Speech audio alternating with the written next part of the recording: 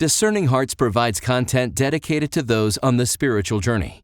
To continue production of these videos, prayers, and more, go to discerninghearts.com and click the donate link found there or inside the free Discerning Hearts app to make your donation. Thanks, and God bless.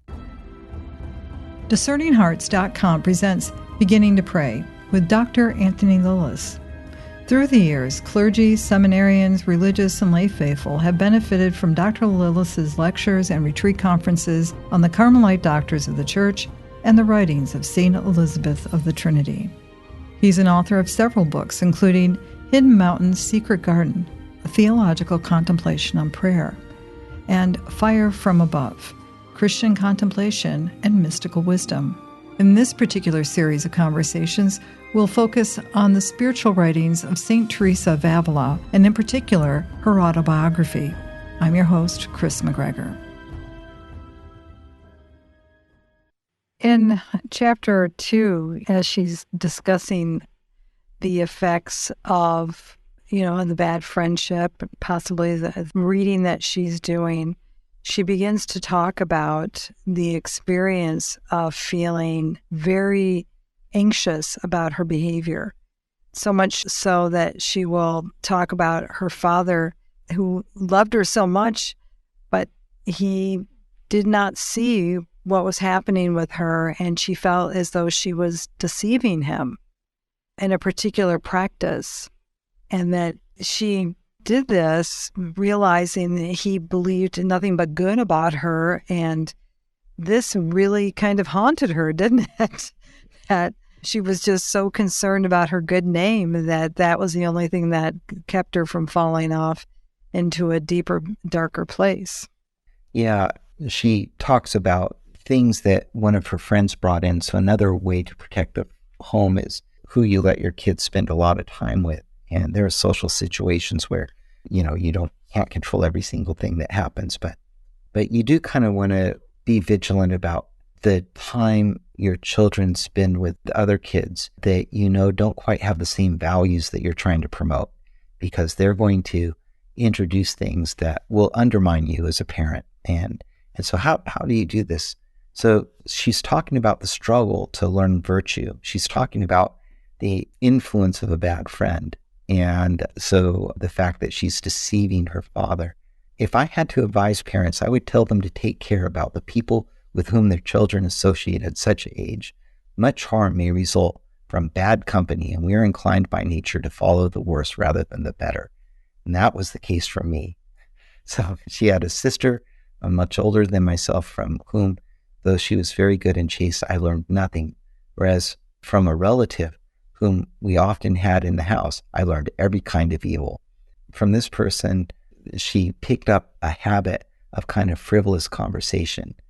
And the mother had prevented it, but this friend kind of ignited it in her to chat and gossip and talk about things that are not edifying. And she became very fond of her. She developed an attachment. I talked and gossiped with her frequently. She joined me in all my favorite pastimes.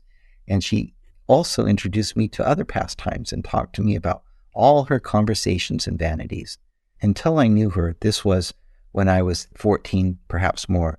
By knowing her, I mean becoming friendly with her and receiving her confidences. I do not think I'd ever forsaken God by committing any mortal sin, or lost my fear of God, though I was much more concerned about my honor. This fear was strong enough to prevent me from forfeiting my honor altogether, and I cannot think that I would have acted differently about this or anything in the world. So she has this deep sense of honor. That kind of sense of honor, for any dads who are listening, your presence in your son's and daughter's life builds up in them a sense of honor that they don't want to betray. And the presence of a father blesses them with a sense of honor in a way that nobody else can. And she has had such a father love her. And so this is a great gift.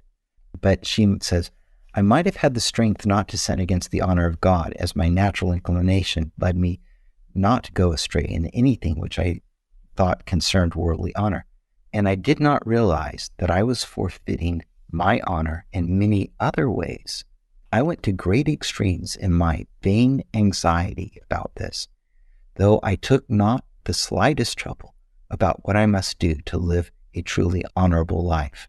So she was so worried about losing her honor. She described earlier in the text, if you read it, about concern about her appearance, and she was fastidious over it. And so she wanted to be an evil, but she didn't want her reputation harmed. She wanted to protect her honor, but she was maybe more concerned about losing it than how to protect it, what you can do to raise it up. I was just going to say, that's such an interesting paradigm, isn't it? What's our motivation? And even for this, and I say this in all due respect, for this kid, because this is what she is at this point. She's a teenage girl, probably not much older, am I correct, than what her mother was when her mother married. For her to have this desire to want to not lose her honor, but not, and it wasn't because the opposite, where she wanted to live a life of virtue. She just didn't want the consequences of not living the life of virtue. Am I being fair in that? See, there's a journey here. I think in the beginning, she had a really powerful sense of honor before she met this friend. And for her own sake, she wanted to protect it. And then after she meets this friend, the friend is introducing all this vanity and gossip and fastidiousness, and she gets caught up in it, and she's euphoric about it. And so she goes from a deep sense of honor to losing a little more and a little more and a little more. And she even describes at the end of the paragraph, through my discussions with this woman, it changed me so much that I lost nearly all my soul's natural inclination to virtue and was greatly influenced by her and by another person who indulged in the same kind of pastime. Now more friends are getting together, and she's gotten caught up in this. And so one thing kind of leads to another, and she's on a pathway that's a very dangerous pathway. She says, later, when fear of God had entirely left me, I retained only this concern for my honor, which was a torture to me in everything I did. When I thought that nobody would ever know, I would rash enough to do many things which were an offense both to my honor and to God. And so the ways that she is betraying her honor, before she wouldn't betray it at all. Now she's betraying it in secret.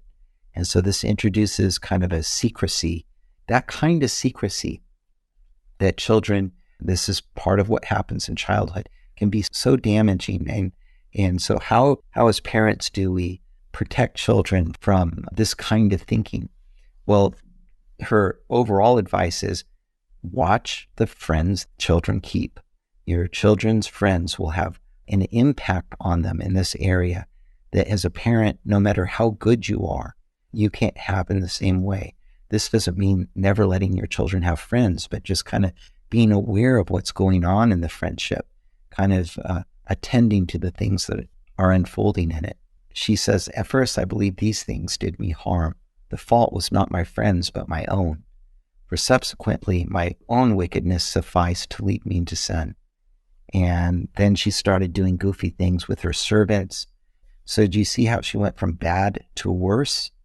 And she's caught up in it. She didn't have a sense that the bad thing she was doing was wrong, she says. But notice what she said earlier on. She would do these things in secret. So she was hiding them, but she didn't think they were wrong. And that kind of tells you, not only for children, but for ourselves, when we feel like we need to hide something, usually there's something there, but we don't think it's wrong. Usually there's something there that we have to kind of look at that's dangerous for our hearts. And once we get to this stage of the chapter, this part of the chapter, this is where she talks about the deception of her father. He always, and this is a powerful thing, and I think it's true for parenting, he always thought the best of his daughter. And he held her to highest esteem. I had a very dear friend who had this attitude towards his children. His children have all grown up and done wonderful things in life. His name was David Warner. He's deceased now, but he, for a short time, was a president of a small Catholic college up in Canada. When he told his children if they did something that wasn't virtuous, he said this with such sincerity, it cut so deep into the heart. He would say, "I'm surprised at you." And the surprise was genuine. And that was, he didn't get upset and jump up and down. I'm surprised at you. Well, why was that such a powerful thing? Because the children all knew how highly he regarded and treasured each one of them. And they didn't want to disappoint him.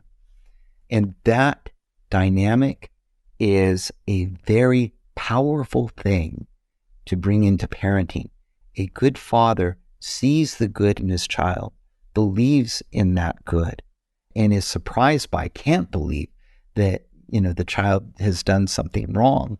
He doesn't excuse, he doesn't condone. He lets himself be very, indeed, surprised by it.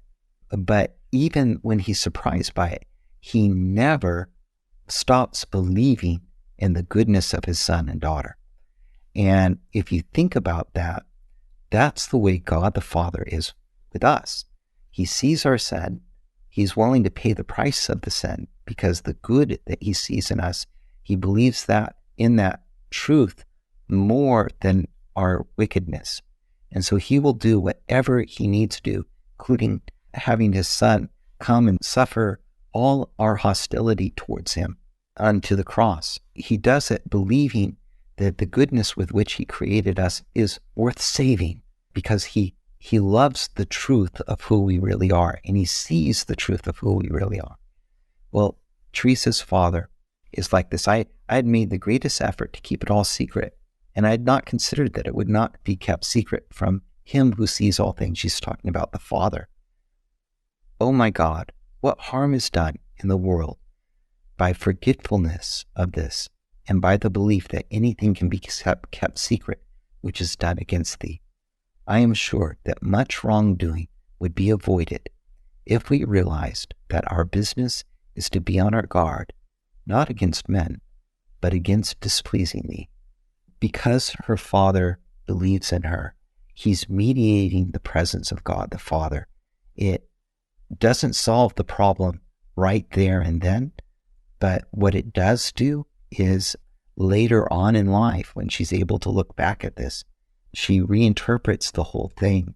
The Father's expectations and belief in her in the face of her secrecy is not an extrinsic thing that was being unfairly hoisted upon her that she needed to avoid.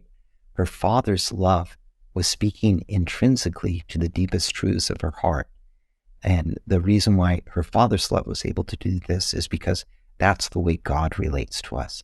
He sees when we sacrifice our honor because he also believes in the goodness that he's created us to become. And he's going to not let go of that belief, but he's going to do everything he possibly can when he beholds it to rescue us from that. And this is what happens with her. That's a very powerful experience from a young woman to have. What a gift within the context of that family. Yeah, she talks about her conscience begins to get a hold of her. We'll return to Beginning to Pray with Dr. Anthony Lilles in just a moment. This is Kris McGregor of Discerning Hearts, a nonprofit Catholic apostolate dedicated to evangelization and spiritual formation through the use of new media. Discerning Hearts creates engaging multimedia specializing in audio and video productions which are faithful to the teachings of the Roman Catholic Church and its rich, authentic spiritual tradition. Its mission responds to the Church's call to use the media for evangelization, catechesis, and spiritual renewal. We have made a commitment since the beginning to make the truth shared through Discerning Hearts totally free to users throughout the world.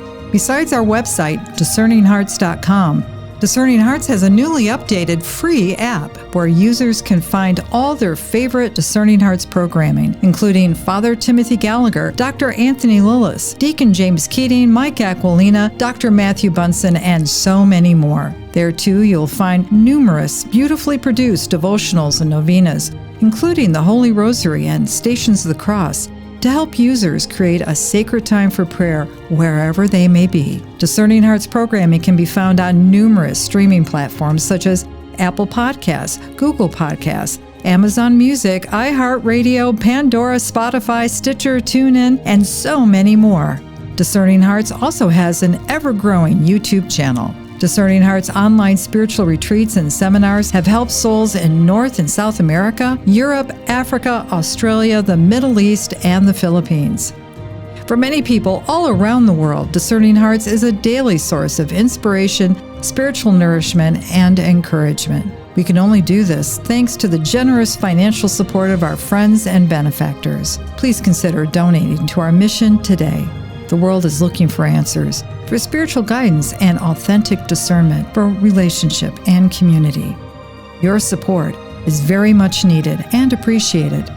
Please keep our mission in your prayers and tell a friend about Discerning Hearts.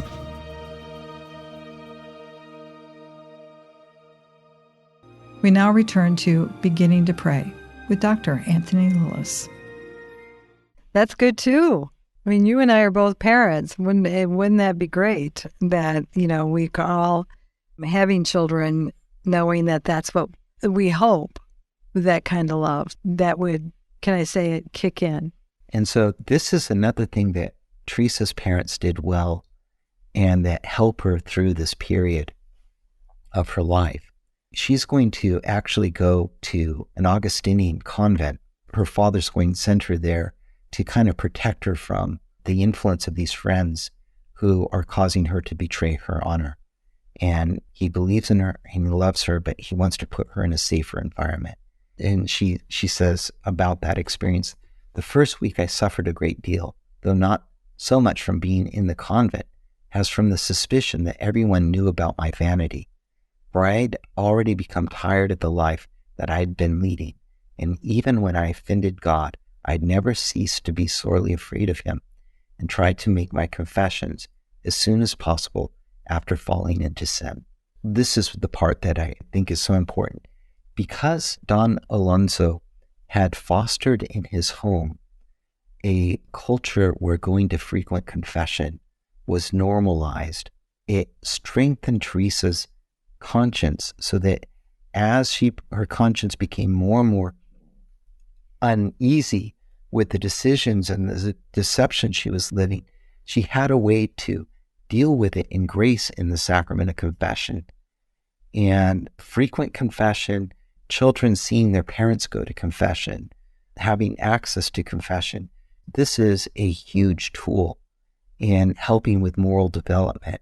The key is to develop a sensitive conscience, a conscience that is ready to affirm you when you do the good things, and a conscience that's able to accuse you when you don't do the right things, and a conscience that's able to guide you before you do anything. Well, confession helps with this. And I think this is one of the reasons she begins, as she gets into a better environment, she begins to come out of it. Kris, I don't know about in your own household and preparing for First Communions, but I thought that when I raised my own family, this time of their life was a critical time precisely because they, for the first time in their lives, were having to deal with the reality of sin and learning to confess it and prepare themselves for Holy Communion. I think these are helps in their spiritual life. It can be difficult, can it, Anthony, for parents in some ways?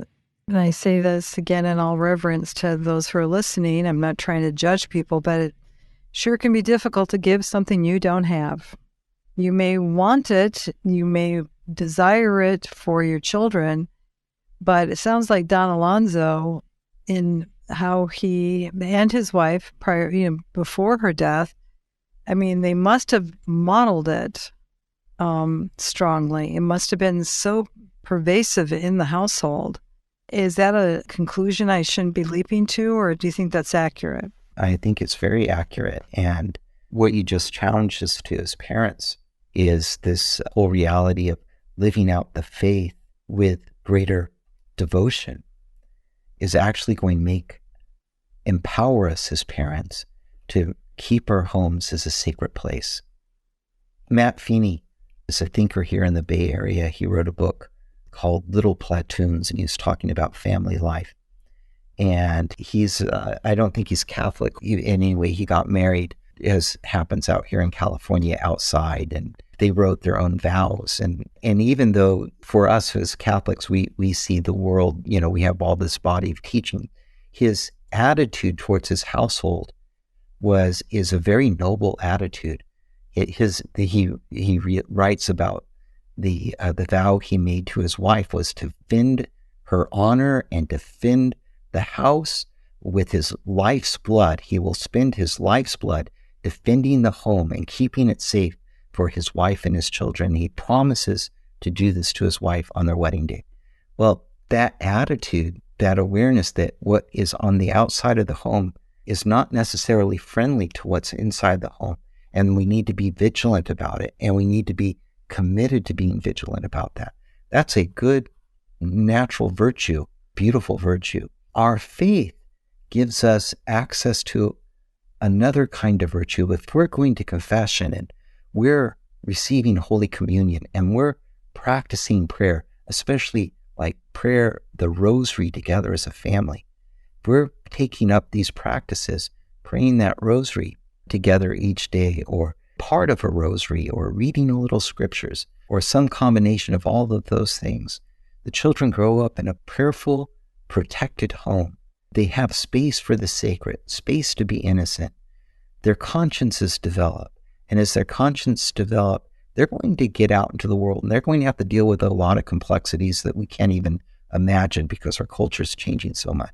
But they will have the foundation to do it. And they'll have a sense of the sacred that you have passed on because of your hard work that will stay in their hearts regardless of what they choose for the rest of their lives. All of this begins, Chris, with what you've just said. We need to make our faith the priority. We need to enter into the discipline of our Christian way of life, which then requires embracing penance through going to confession, times of prayer fed by the Holy Eucharist, Eucharistic devotion, and awareness of Christ's presence in our life, fasting, little acts of asceticism. All of these things protect what's sacred in our home and help form the hearts of our children. It also is very compelling in chapter 3 of the life of St. Teresa that the influence of single, religious, whoever that might be, others out in the world who are living a life that can convey a joy of faith and just compassionating.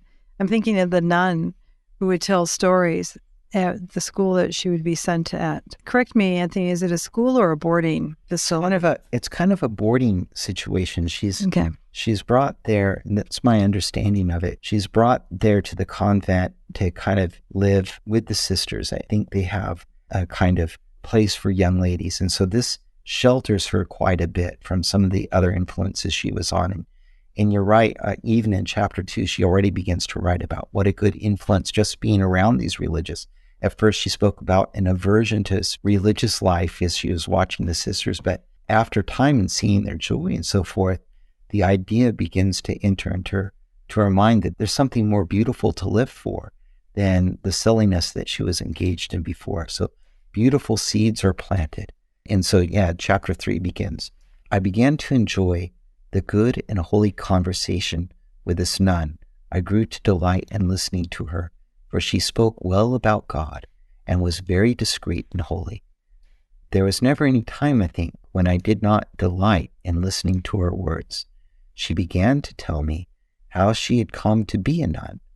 Through merely reading those words in the gospel, many are called, but few are chosen.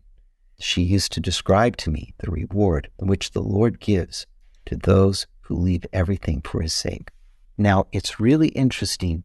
Just as a bad friendship had inclined her to vice, this good friendship is going to open up a whole world of virtue for her. Good companionship, good conversation is something that is not only healing for our humanity, but necessary so that it can grow into maturity. And so when Don Alonso sent his daughter here, he was trying to protect her, but he gave her an even greater gift by exposing her to people who are happy with their vocation and able to connect with her. And when a woman connects with another and is able to show the world of faith and goodness and truth, there's an attractiveness to it. And that began to swell up in her heart. So this is part of how good companionship wakens up in her heart a deep desire for the Lord. I think this says a lot, too, about the unnamed nun who had such an influence on her. Imagine her encounter with what may have been a precocious teenager, possibly, who was sent to this boarding school, who didn't necessarily think this was going to be something that would touch her life. And yet this, I keep going back, the unnamed nun who would touch her so deeply was conversing with someone who would become a doctor of the church, the first female doctor of the church. We just never know, right? I mean, we just never know who, if we just respond in love and joy and in virtue and fidelity, you just never know what the outcome is going to be someday. Well, and this is the thing of, we've talked about the sanctity of the home or keeping the home sacred. We talked about the development of being your conscience and how a bad friend can influence your conscience in a bad way, but a good friend can open it up to a whole world of values. And once that's been done, once somebody's heart's been open to a world of values, now they can begin to discern their vocation. And she's in a place where right now in chapter 3, the beginning of chapter 3, she's still afraid of religious life. She's still not sure that that's what she's called to. She's also afraid of marriage, but she can begin to think about how she's going to give her life because she's around somebody who has given her life. And once you've been around a generous soul who's kind of stepped out and boldly embraced life and learned how to give the gift of themselves, whether in marriage or in religious life, once you meet somebody like that, now seeds are planted and God can begin to speak into your heart about your vocation. And so it's, as you say, Kris, a very important time for her formation occurred here. There are other things that get planted here. She's in this convent for about 1.5 years. And while she's there, she learns to pray. She learns vocal prayers, which she begins to recite every day. She reads an account of the Passion. She begins to realize that when she prays or reads an account of the Passion, she ought to cry, and she experiences that she doesn't. And so she kind of knows that something's going on in the prayer of other people that is not going on in my heart. And that's planting a seed for her. It's planting an important seed. As she goes through this period of time, she makes a transition. She's afraid of marriage. She doesn't want to be a nun. But as she's around these sisters, the desire to be a nun grows slowly, little by little, and it implants itself in her heart. Because of the very virtuous practices which I had come to hear that they observed and which seemed to me altogether excessive, she was not going to join in that house. It was too strict. There were, however, a few younger ones who encouraged me in this feeling. If all nuns had to be of one opinion, it would have to be much better for me. I also had a close friend in another convent. This gave me the idea that if I was a nun, I would go only to the house where she was. I thought more about pleasures of sense and vanity than those of the soul's profit. And so, boy, you get a whole thing going on here. She sees the strictness. These are Augustinian sisters. She sees their strictness. And by today's standards, they were very strict. One of the things that when we're reading this literature from the 16th century that as modern people we're not connected with, in the 16th century, they had a powerful sense of sin and grace. Whether you were Protestant or Catholic, you had an awareness that you needed to be saved. And so religious houses that were a little bit more strict at that time, that awareness of the need of my own salvation kind of is heightened. For her, the idea of religious life looks good right now, but she also wants to hang on to friendships. And so she's dealing with something impure in her life, discerning her life's vocation. And because of that impurity, the possibility of the life that she could have had where she was going to school is close to her. I don't want to live a life that strict. My friend's going to this other convent. I want to go over there. At any rate, this is a good struggle to have. It's a very healthy thing to have go on, that she's able to recount. The journey on a vocation, it involves a lot of purification. And this purification will lead her into religious life, but it will continue after she enters her vocation even more. We'll continue this conversation in our next episode. You've been listening to Beginning to Pray with Dr. Anthony Lilles.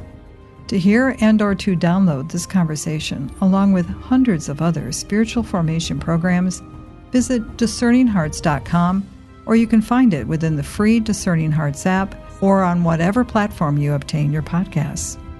There, too, you can also listen to an audio version of the complete autobiography of St. Teresa of Avila. This has been a production of Discerning Hearts. I'm your host, Kris McGregor. We hope that if this has been helpful for you, that you will first pray for our mission, which is to offer authentic and rock-solid spiritual formation freely to souls around the world. And if you feel us worthy, please consider a charitable donation which is fully tax-deductible to help support our efforts. But most of all, we hope that you will tell a friend about discerninghearts.com and join us next time for Beginning to Pray with Dr. Anthony Lilles.